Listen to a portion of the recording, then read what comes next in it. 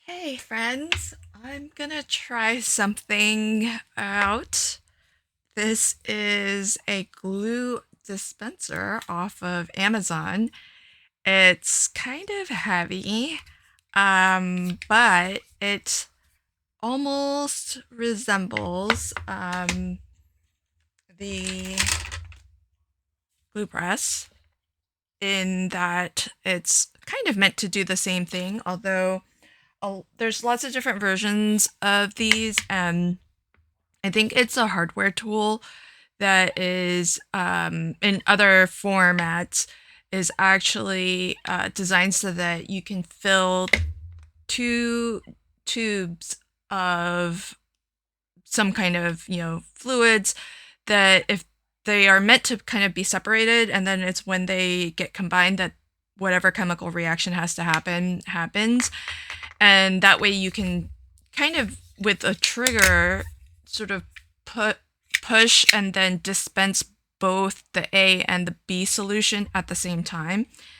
But I found one, and I'll be honest, before I got the glue press, I was looking for like a anything else that resembled it, because so often I've seen that a lot of the things that have become crafty tools are in fact tools from other craft industries, other industries, and so they've been adapted for the craft industry, but sometimes it's cheaper if you get the product outside of the craft world. And so I was looking before I bought the glue press for such a tool, but the closest I could find was this, but the ones that I found always had like two fluids that kind of dispensed into one. But I just found this and I'm going to try it. I'm going to try it with my Cloud 3D glue gel, because my glue press I already use my Barely Art glue in there. And so we'll see if this is a good alternative solution to these little syringes that I have been using. And I checked, the tip is about the same size, so that's gonna, I think, work out well. But this has a slightly finer nozzle tip, which is not super fine. It's pretty large, in fact. I think, let's see, this is the second bottle and the alternative tip that comes with the glue press. Yeah, it's even bigger than the big nozzle. So it's not a precision nozzle for your PVA glue or your Barely Art glue. And so I'm not looking for this to be a replacement to the glue press. I just really enjoy using this sort of, trigger action to dispense my glue. So I want to see if I can get my 3D glue gel in here and use it. Now, this comes with those bits in the box, and that's it. No instructions, no nothing.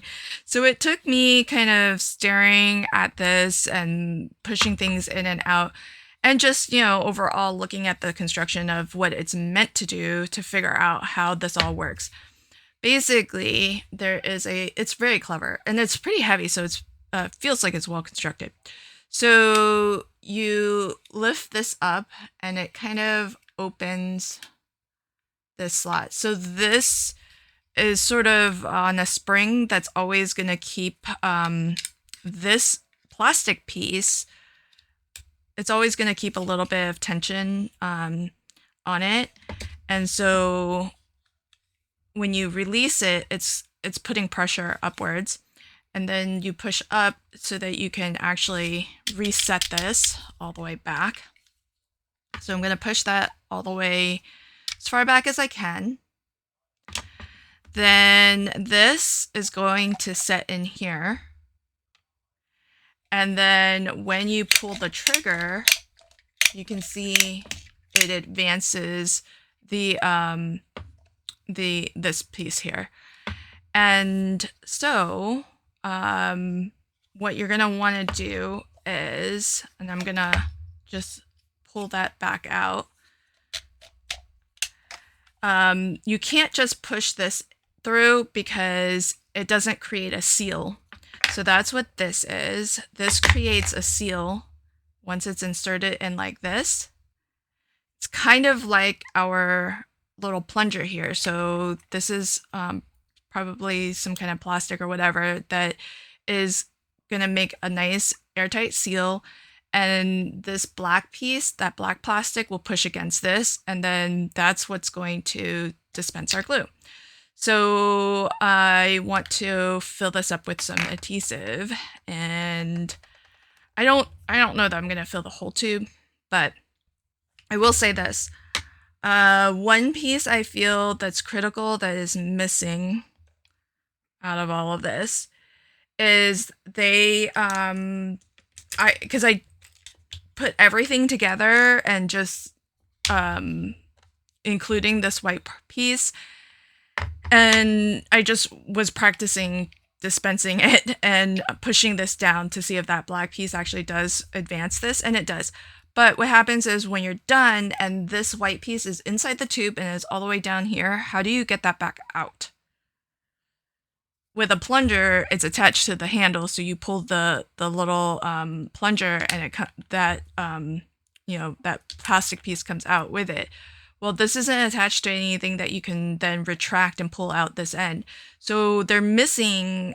They should have included a bit to, unless this is meant to be like a one use and then you toss it.